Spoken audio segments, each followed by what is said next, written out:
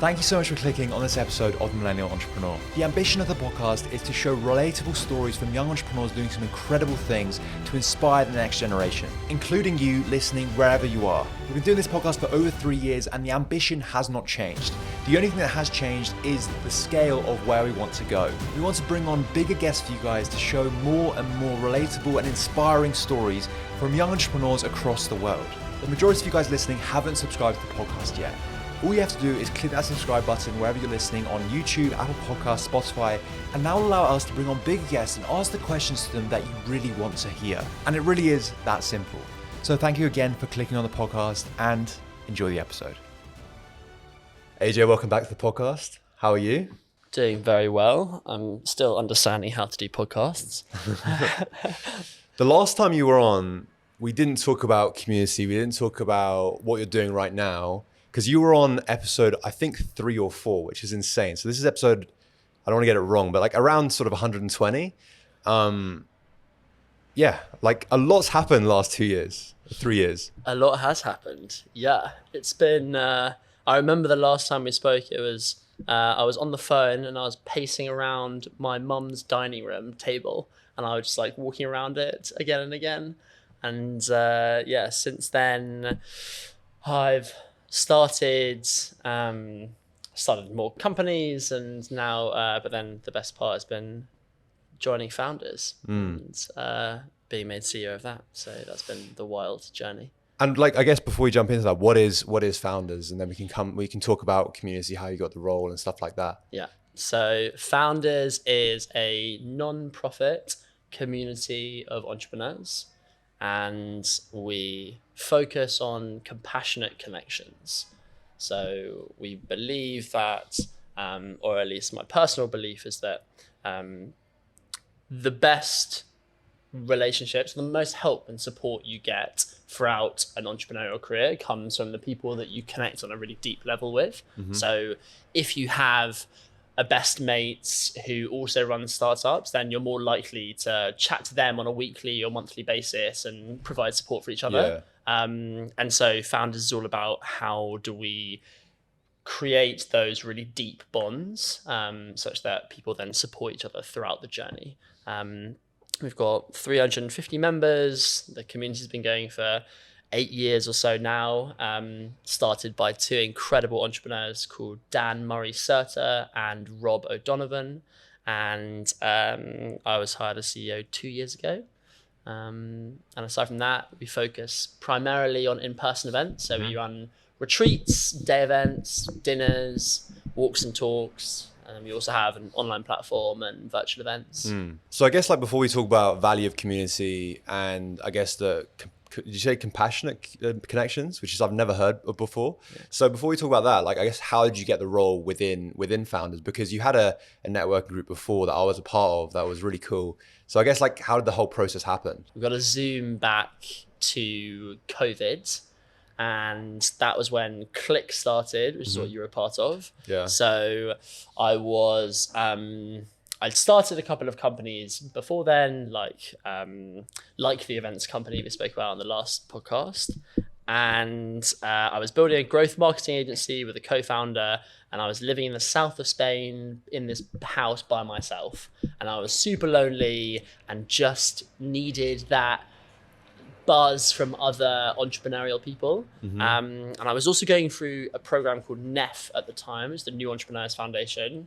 Any young entrepreneurs out there, I would highly recommend applying to NEF. It's great.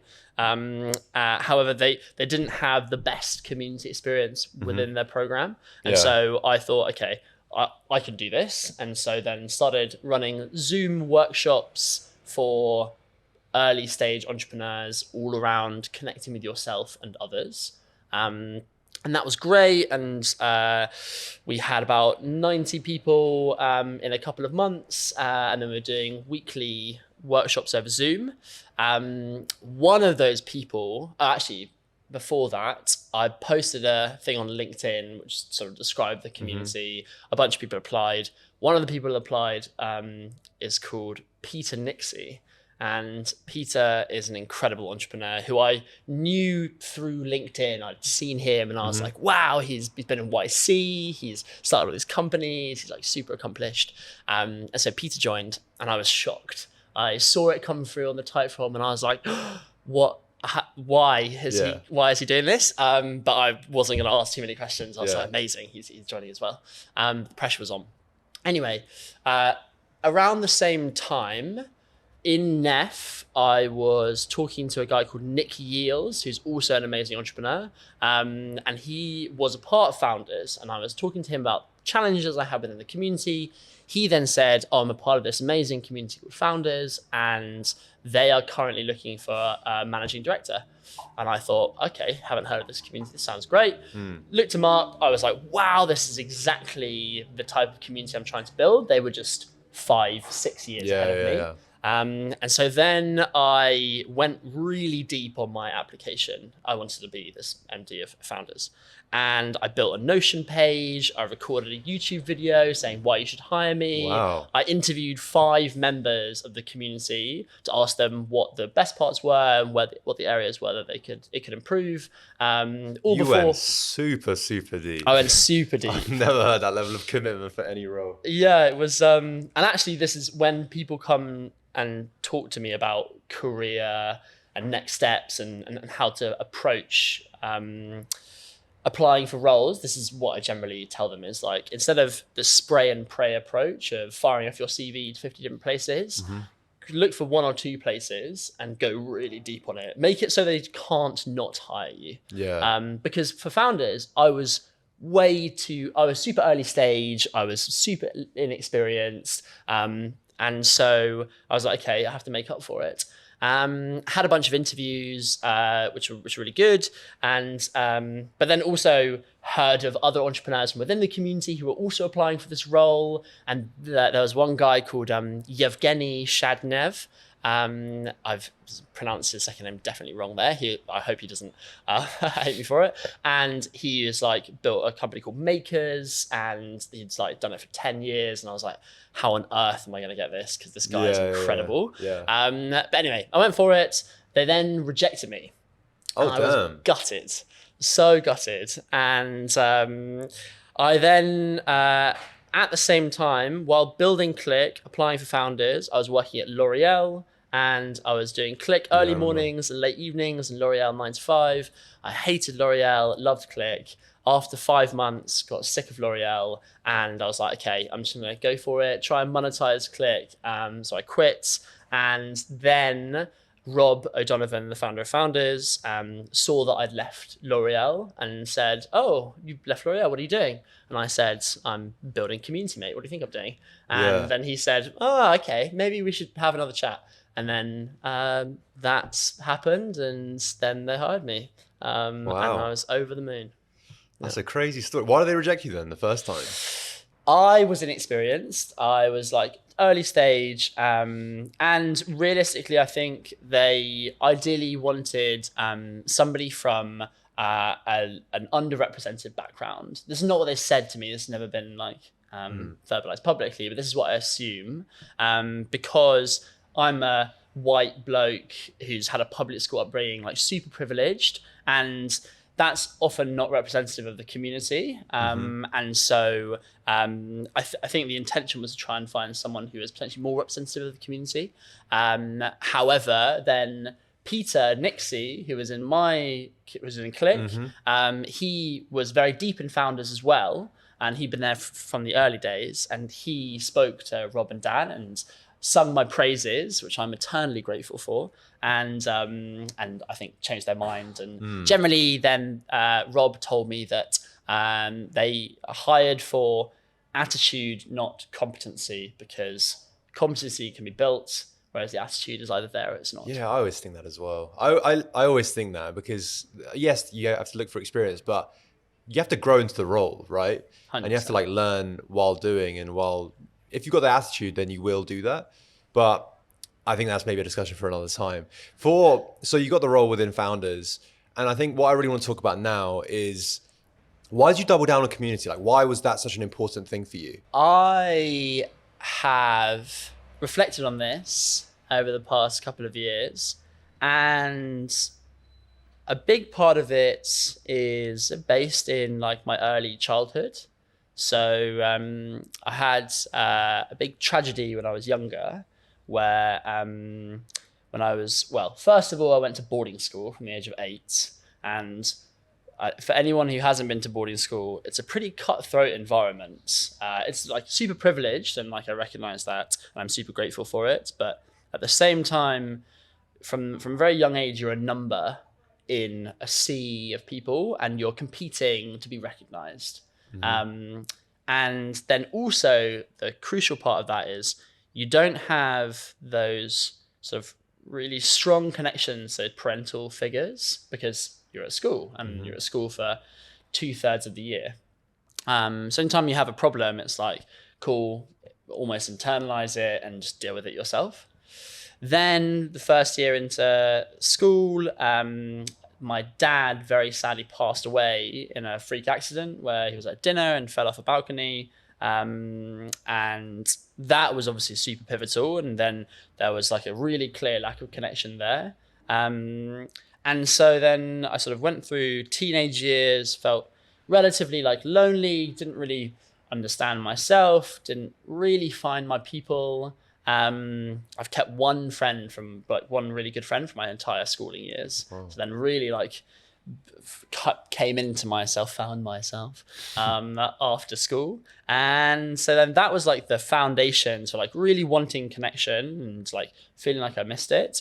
And then when I started Click, and there was like that first group of people and that like Zoom call where I brought together lots of like my closest friends all within startup world.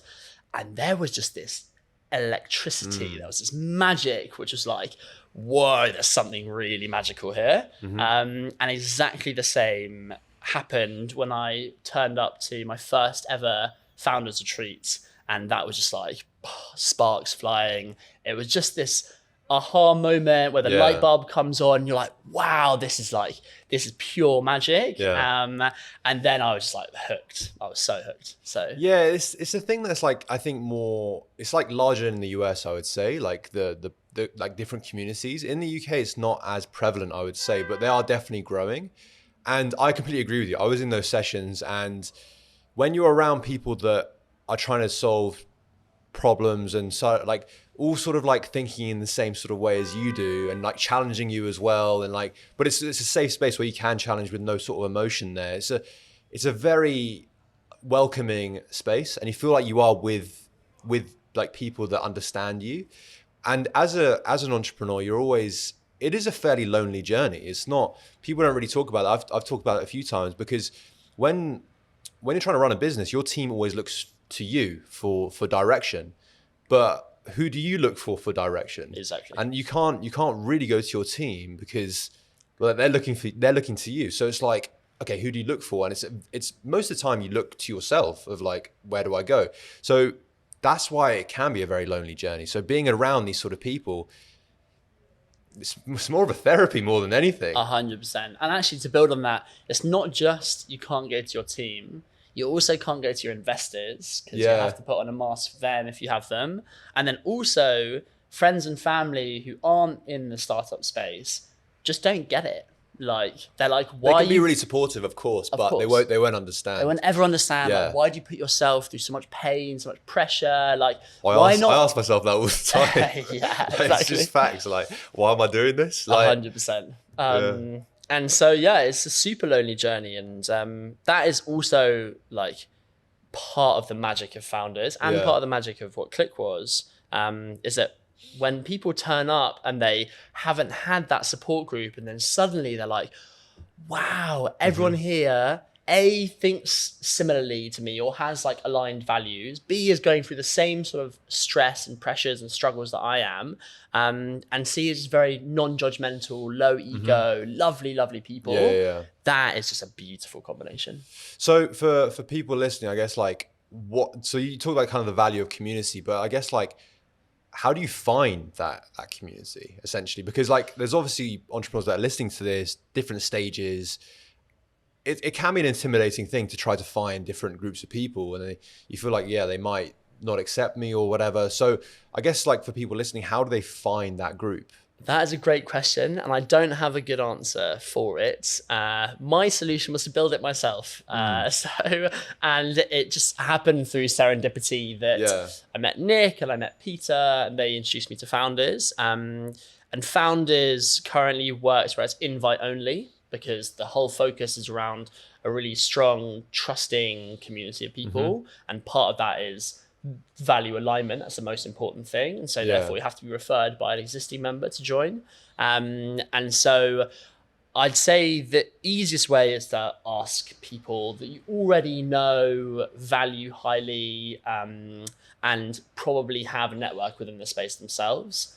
Every entrepreneur is bound to know other entrepreneurs, and they'll know other entrepreneurs as well. And so I think that's probably the surefire way. It's not a great answer, but I think that's how it worked out for me. A lot of people go into those sort of communities with the whole ambition to try to like sell business as well. I've seen that, and it's, I guess, like in terms of like your mindset, how should you kind of be looking at these different communities? Because I've been in them where it just feels very salesy. It feels a bit like a pyramid scheme, like people just like selling memberships and it's I have quite a strongly held opinion on this, which is relationships shouldn't be transactional. This is the beauty of Foundrs, that it's a pure community just for community's sake. It's not a business who's running a community such that they can then get clients and sell products or services. And then also it's all just about giving and supporting one another, as opposed to trying to take. And the paradox is the more you give, the more you then receive back as well. However, the intention going into it, I've found should never be, I'm trying to get something out of this. Instead, it's how can I help other people? How can I share my experiences? How can I connect other people and just contribute to the overall community experience? That's when people get the most out of it. But yes, luckily within Foundrs, we have like a really strongly held culture, and like no sales, no egos is a big part of it. So when because you talked about like business communities versus personal communities, like I don't want to take people down the wrong path of like building a business community, because they're different things, right? Yeah. Like building a business community and building a personal community. So I guess like, what's the difference between the two, and what's the value of either? Sure. So here's not to say that business focused or business led communities aren't also super valuable. They are super valuable. It depends on what you're trying to get from it, which is ironic because we just spoke about giving rather than trying to get from it. But if you're looking more for like deep personal connections, then a pure community just for the community's sake is probably going to be more valuable to you. However, like community-led growth has been buzzwords of the past couple of years, and businesses have really invested into it, and they're also super helpful. And someone to look up is called David Spinks. He has a model called the Spaces model, which talks about the different potential outcomes that you can get from community. And so most of them are focused towards businesses. However, it does then, I feel conflicted because it then does bring in that sort of transactional relationship. It's, I think, a really exciting opportunity lies in how can you have a business-led community which still has that sort of like purity of intention of the organizers and then members, which is really tough. And I think that's a really exciting challenge that I'm excited to dig into. So you've been building the Foundrs community for, I guess the last 2 years now, which is amazing. And now you've made the decision to leave. Why have you done that? And like, what's the next stage? Yeah, so this would be the first public announcement of it, I think. This makes me very nervous. But before joining Foundrs, when I first interviewed, or when I first met with Rob and Dan and also Luke Hemsley, who's been pivotal in the community, when I first met with them, I said, look, my ambition is not just with a single community. My ambition is to bring these compassionate connection experiences to the world. Like we're shooting for the moon here. And they're also ambitious entrepreneurs, so they love that. And so the approach previously was, cool, how can we do this within Foundrs? How can we enable founders to have this worldwide scale and impact? And we've been talking about it over the past 2 years. I have monthly board meetings with them, and we've been bouncing back and forth and challenging each other over the past 2 years. And we've now come to the hypothesis that Foundrs is beautiful as it is. It's super magical. And actually that doesn't need to change. Like, it's already providing loads of value to loads of people and including the new people coming in. And actually where the opportunity lies is how do we build multiple intimate communities? Yeah. So what does that look like? So if Foundrs is currently 350 people, if it was 35,000 people, it'd be a completely different experience. I talk about Foundrs being a family and you're super close and tight knit, but that doesn't work if there's thousands and thousands of that's people. the trouble that I've seen. I've seen when you first join a community like that, it's so amazing because you get to know everyone, you get to know their stories at a very sort of intimate basis. But then them being successful is kind of a weakness because it's as they grow, more people come in, and it's that intimacy that you wanted at the beginning is no longer there. And so, I completely see that. Yeah, exactly. And so this is now the hypothesis is how can we enable and power as many people and businesses to build these really intimate, tight-knit communities. And so that's then what I predict the next company will be. So it'll be a community as a service. So we'll find people who are natural community builders and give them all the tools and all the theory and support they need to start and run these really life-changing communities. That's an amazing one. Yeah, because there's so many amazing people that can run communities, but I guess they don't have the tools to do it. And also that intimacy is so important. I think whenever I look for a community, that's exactly what I look for, is can I get to know everyone and can I help them in a certain way? And can they also help me with certain things as well? And also challenge me in different perspectives. I think that's super important. Yeah. So yeah, I completely see that. It makes a ton of sense. But I guess why hasn't it not been done before? What is the challenge there? It hasn't been done before because I think community is a relatively new thing. It's an age old in terms of humans have always found their tribe. I think COVID really accelerated it. Exactly. It was suddenly that shock of, oh wow, I'm really missing my people. I'm really missing that connection. And so there was this big burst of communities, and it's now become an investable space as well. You see communities like Chief raising loads of money. But however, there's been communities been around for decades, like YPO or whatnot. But I think the community space is super immature, hasn't been developed, it hasn't evolved. And so I think that's probably the main reason, but probably still have to do a bit more research to that. So when you talked about emotional connection, is that what you said? What is that? Sorry. Compassionate connection. Compassionate connection. What is compassionate connection? What does that mean? Compassionate connections, if you break it down, I actually used to not like it's the word compassion, because the dictionary says it's about having sympathy for someone else, I think. And I was like, oh, that doesn't feel aligned. Yeah. Sympathy isn't quite the thing we're going for. But actually, Nikita, our friend, said, actually, if you look to the roots of the words, you can break it down into com and passion. And passion stems from suffering. So it's to suffer. And then com is with. So to suffer with. Which actually makes a ton of sense in terms of entrepreneurs, because we're suffering through this crazy journey ourselves. And so then you go and suffer with people. Yeah. And that actually creates that really tight bond.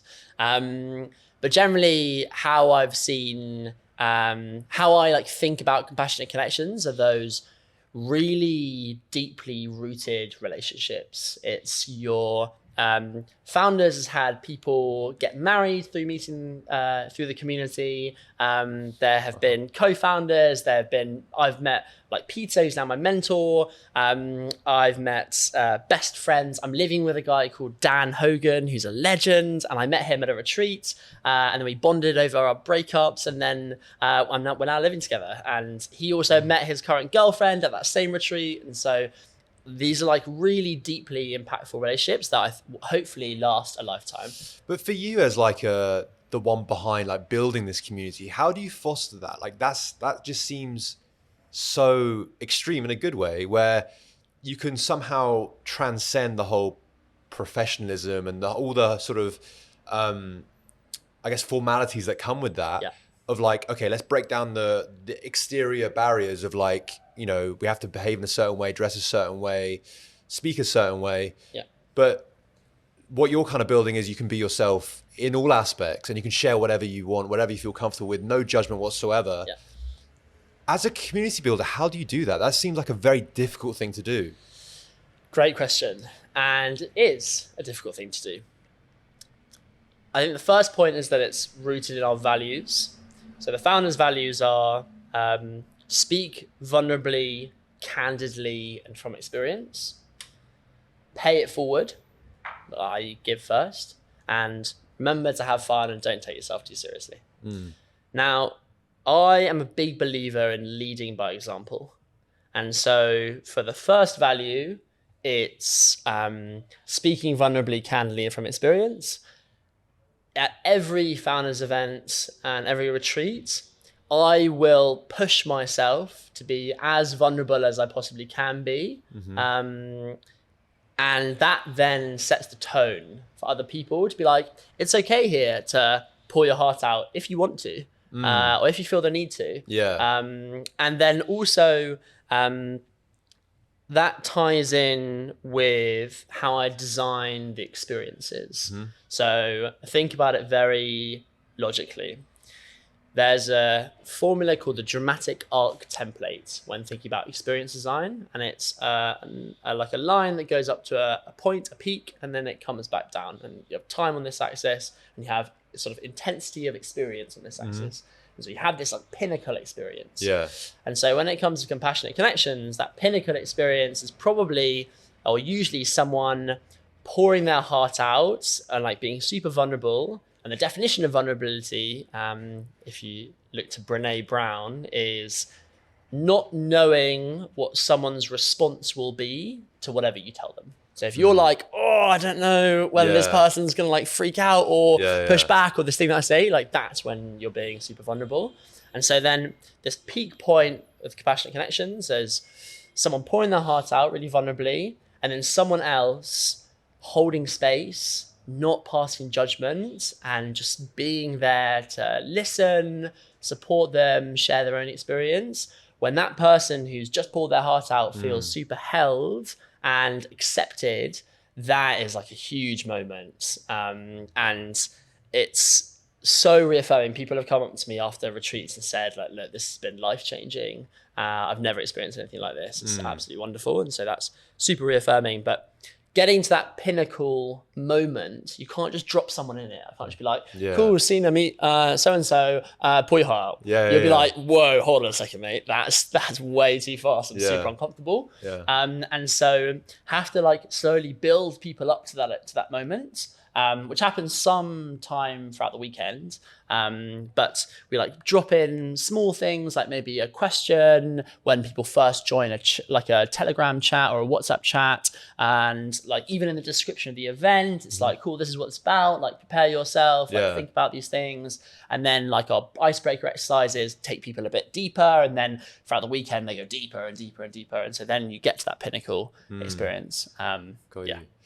You talk about vulnerability a lot, but for people listening, like being vulnerable is very difficult, right? Like, and you don't necessarily, you might not necessarily be in a community, right?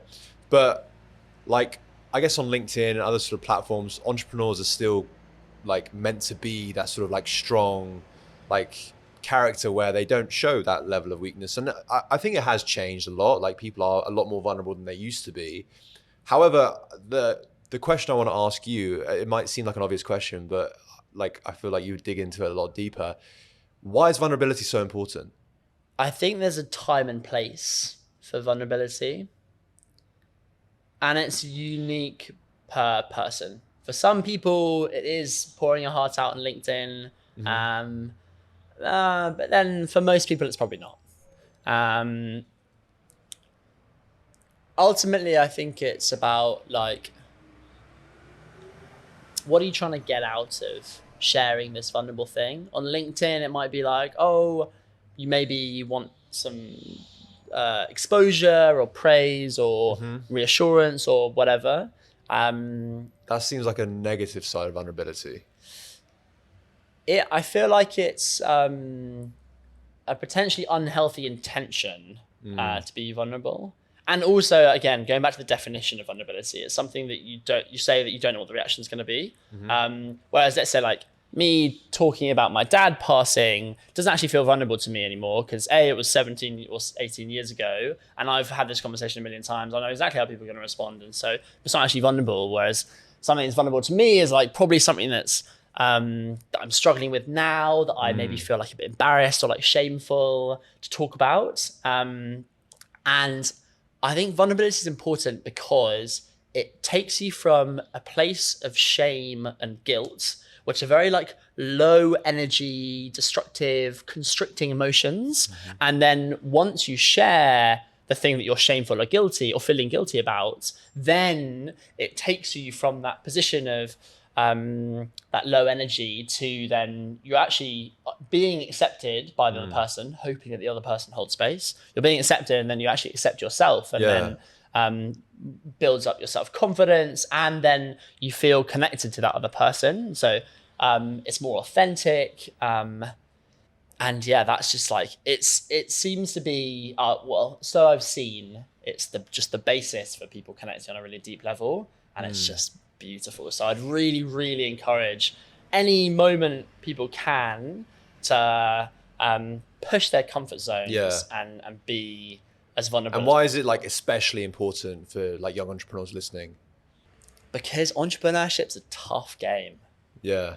It's really, really difficult. And I see this in the community. What is it? The stats are entrepreneurs are 40% more likely to experience depression and anxiety. And so like understanding that it's a long game, it's a tough game, it's super stressful and really high pressure. And it's not something that you can do alone. There's a phrase that Dan Morissette says a lot, which I love, which is go alone, go fast, go together, go far, or something along those lines. I've butchered that for sure. It's true though. It is true. Like I've been a solo entrepreneur. Right now I'm with a team. When you're solo, you can move like insanely fast. You can have conversations with people and sort of like move fairly quickly. However, you're so constricted. Like you can't do everything that you want to do. And to be fair though, even then you still have to wait for people in a certain degree. Whereas if they're in your team, you can kind of like manage expectations to a certain degree. So like if you're like building a platform and you don't have the tech background, you have to rely on like a freelancer or whatever, and like or an agency. And you still, as you scale up, you will be hindered massively. So it's just fast at the beginning. I believe it won't be fast like as you go on. Yeah, 100%. I'd actually love to switch around and ask you. You did this last time as well. I remember. Yeah. That's quite funny because I remember because I was. If anyone wants to laugh, definitely listen back to like the last episode we had together because it wasn't very good. I'll be honest. Like I was still learning the game, but yeah, I remember at the end you were like asking questions towards me, which I haven't had before. I mean, it was only like 4 episodes in. But yeah, shoot. I would love to know, if you're happy sharing, and absolutely fine if you don't want to, is when was the last time you felt like you shared something vulnerably? And how did that experience play out for you? That's a really good question. Let me think. When's the last time I shared something vulnerably? I think actually maybe last time I spoke to, Nikita, which a friend of ours, told her about sort of, I'm doing this podcast, I'm doing my own business, I'm doing this like Web3 consulting as well. I just feel sort of like doing multiple different things. I feel I don't feel like I'm as focused as I usually am, because they're all progressing. That's the thing. They're all growing and they're all like doing very well. And it's like, I kind of felt the urge to double down on one or two of them max. So I'm still sort of battling with that, to be honest. It's still sort of a thought that I've got in my mind. I love doing this. I love doing podcasting. It's like, it brings me a lot of energy. And so, yeah, it's something that I share with her. It's something that, you know, we talked about. I didn't know how she was going to react. I didn't know, but she was going through a similar thing herself, which I didn't know. And that was like reassuring to me that I think maybe this is an ongoing conversation that you always have with yourself, is like, am I spending time doing something that actually delivers me purpose? That's a question I ask myself a lot. And like last episode as well, I had a monk on, Ian Nene, amazing episode. And he gave me a lot of like clarity of like, am I doing something where I feel actually fulfilled, or am I climbing a mountain that I don't actually want to climb in the long run? So yeah, it's something that opened up a lot of questions for me as well. Asking her, is like, vocalizing it sort of brought up a lot more questions for me that, yeah, I'm still exploring right now. So that's kind of, over the last 2 weeks, that's been like what I've been like, I guess, asking myself internally. Love that. Thanks for sharing, man. And I can relate deeply to that. Yeah. Having run 2 businesses alongside Foundrs for the last 2 years, I question why I'm doing it. There's Cuckoo Chew, the events business, which is just pure fun. It was the uni club night business, and it was like a great time. And now it's franchised out, and I kind of want to have this festival, and so I have to like build it up. But it feels like it's a bit of a ego-driven pipe dream almost. And then there's the other company called Click. Click pivoted from the community into running workshops for corporates, and it wasn't that fun anymore because it was just dealing with corporate teams, but it paid really well. Yeah. And I was like, cool, this has such big potential to be like a decent sized business. And there was Foundrs, which had that pure purpose driven passion. And I've gone through this exact same thought process, and yeah, it's been a struggle, man. I think that also highlights the value of community, right? Because it's like, as we mentioned before, being an entrepreneur is a fairly lonely process, and it's like, it's very lonely because it's a building process and it's very uncertain. And so when you're, say, in a corporate 9 to 5, and I talked about this last episode, if you found happiness in 9 to 5, you won at life. Like, I'm not shooting down that at all, but the reason why I do actually envy people that find happiness there is it's very certain. Like, you know what's going on. It's reliable to a certain degree. There's no sort of uncertainty. There's no sort of going against the grain. We've picked something to do, you and I, that's like so uncertain, high risk, high pressure, lonely to a certain degree, unless you have a community. And it's like, why are we doing this? Like, I always ask myself that, and it's like, but I don't want to do that corporate job. Like, I don't want to go back to that. And it's like, yeah, I don't know why I was like, we were born with this certain like urge to build our own thing, or like change things the way that they're done. But yeah, it's like a constant sort of question I ask myself, is like, why? And where have you got to with asking yourself that question? It's continuous. It's honestly continuous. I haven't got an answer. And whenever I do give myself an answer, I ask myself again in, say, a few months' time, and the answer changes. So as I'm aging, the answer always changes. I don't think that's a bad thing, though, because perspectives change all the time. And as I've sort of like done more introspection as well, I realized that the motivations that I thought I had before weren't actually the motivations that drive me to do what I do right now.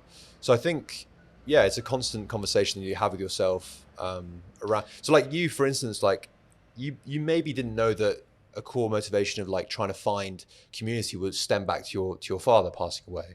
But as you've done more introspection, probably that's where it came from, right? Yeah. But then it's also questioning, how solid are those foundations? How solid is that motivation? So if I look at that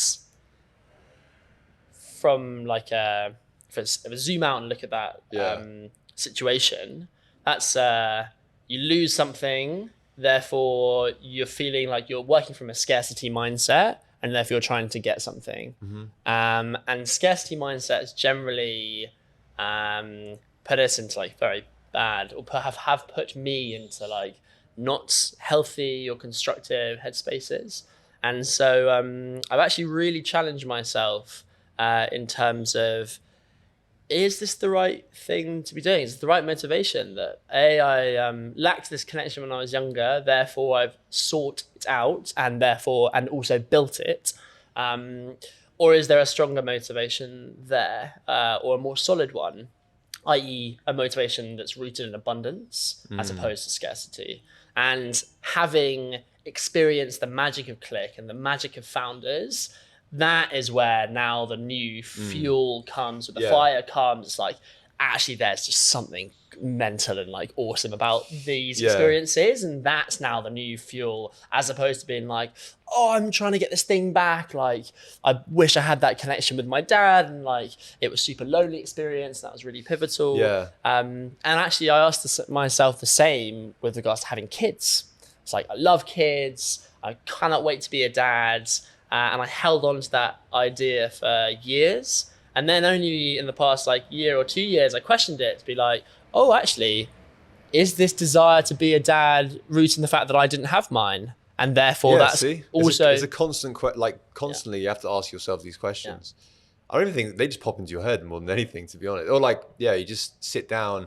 Like we talked about this with Ian Nene last week as well, of like, there's just so much stimuli around, where it's like, you've got your phone, you've got TV, you've got music, you've got podcasts, you've got, obviously listen to this podcast, but like you've got all these different things around you. And it's extremely rare to actually be by yourself and actually in your own thoughts. It's like, it's very, very rare for you to do that. Just literally sitting down in a room thinking. Like think about it, right? Even in bed, you've still got your phone. Like a lot of people carry their phone in their bed with them. The only place where it's kind of, you don't have that is in the shower, right? Like that's the only place, but that's where you get a lot of thoughts. But even now, like a lot of people play music in the shower and stuff like that. So it's like, you're still putting stimulant in your mind. Absolutely. So when you have that moment alone, it can be very scary, but then you ask yourself these questions of like, where does my happiness come from? Am I fulfilled? Where does my motivation come from? Like all these deeper questions that it requires you to actually sit down and think. You can't find them on Google. You can't just search. You might not even be able to ask people. It's something that you have to ask yourself and explore. Well, a lot of people actually don't ask themselves. That's what I'm saying. These questions. It's like really uncomfortable digging into these things. And that's where I think our generation specifically is different from the generation before, where we're more, I think, on the whole, more willing to dig into these like uncomfortable places and just try and better connect with ourselves. And that's why then like therapy is now a lot less stigmatized, and I'd highly, highly recommend it to anyone who's considering it. I've been doing therapy for the past sort of 2 years, and I've been doing coaching for the past 3 years. But I don't think it's universal for people to want to build their level of self-awareness, to connect with themselves, to improve themselves. And that's also fine. But for the people that are ambitious within that area, and I can tell you from personal experience, it's like the most fruitful area of life to be ambitious within is the self-awareness and self-discovery. It's like, it brings the biggest gems. And ultimately it's like putting on if you've been walking through life a little bit blindly, everything's a bit blurred, and then you put on the glasses, your prescriptions that you never had before, and suddenly like clarity, you're like, oh, wow, this is what it looks like without the blur. That's kind of how I think about it. AJ, we're going to wrap up the episode there, but it's been such a pleasure talking with you again. And always nice for you to come on and ask me questions back, which doesn't actually normally happen. So that's really good. How can people stay in touch with you and what you're building? Because obviously you're leaving Foundrs now, you're building this new project. So I'm sure people want to stay in touch.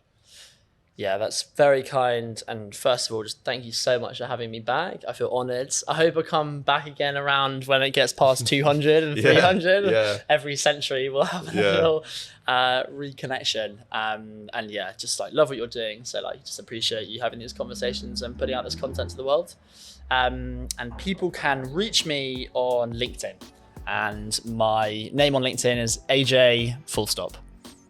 Oh, damn. There we go. Easy. AJ, thank you so much again. And I'm sure we'll chat very soon. Thank you. Thanks. Cheers.